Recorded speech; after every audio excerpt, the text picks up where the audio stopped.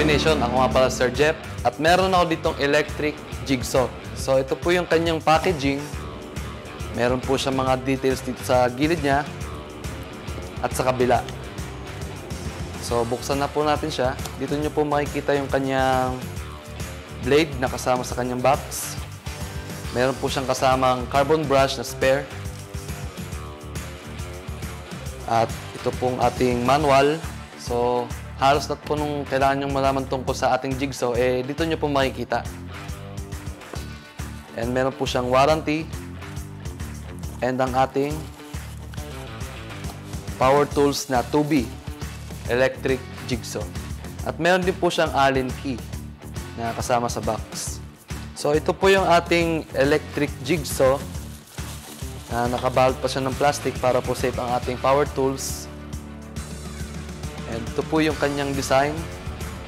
Meron po siyang mga buttons dito. Ito po is yung kanyang trigger button, on and off. And meron po siyang lock para sa tuloy-tuloy na pagtakbo. Ito po yung pinipindot. And meron din po siyang speed na 1 to 5. Yung maximum speed po niya is yung 5. And yung minimum niya is yung 1. So meron din po ditong orbital settings. Depende po yan sa paggagamitan nyo ng materyales. So may iba-iba po siyang settings sa orbital. Meron po siyang pang bakal, pang kahoy, at pang aluminum po. At marami pang iba. So ito naman po yung kanyang adapter para po ito sa vacuum.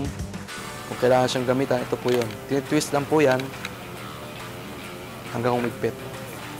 So ito po ang aming jigsaw is ginagamit po siya sa pag-angle ng cut sa plywood. And yung kanyang bala po is di na po siya naiipit sa kahoy.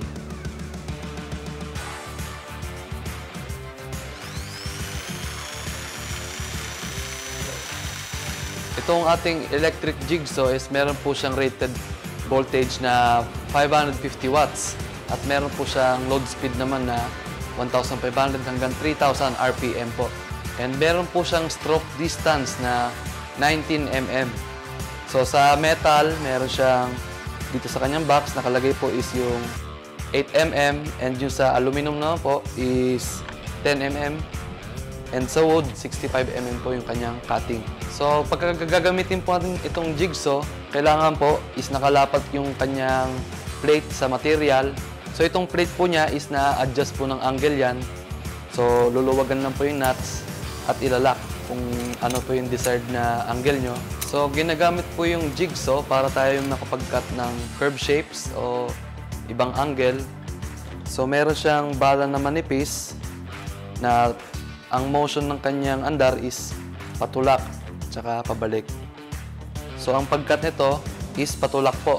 So, sa pagkabit ng bala naman, dito nyo po yan makikita. So, gagamitan po natin siya ng Allen key. So, ito po yung kanyang blade. Pasok lang po dito. So, i-adjust lang po natin ito. Yung pag-iipitan ng kanyang blade. So, once na maluwag na po yan, insert natin yung blade at iigpitan natin. So, once na maigpit na po yan, safety na po yung bala natin in place. So, ngayon po, isasaksak na natin siya. Ayan. So, ito yung kanyang trigger button.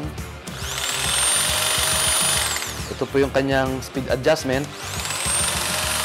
Ang lowest po niya is yung 1. Ayan po yun. So, pagka maximum 5, depende po sa material na ikakat nyo. Kung anong different setting na kailangan nyo, dito nyo po makikita yung speed nyo. So, meron siyang orbital switch na 0 to 3. Yan po is yung pagbabounce ng kanyang bala. Depende rin po sa material na ikakat nyo. So, para po sa continuous running, ito po yung sa lock button niya. Switch lang natin itong kanyang on and off button. At itong kanyang lock button, napipress na po yan. At pwede nyo na siyang bitawan na hindi tumitigil yung takbo ng makina. So, pagka i-release naman, click lang po yung power button. At yan, aangat na yung kanyang lock button. At ito nga pala ang aming 2B electric jigsaw.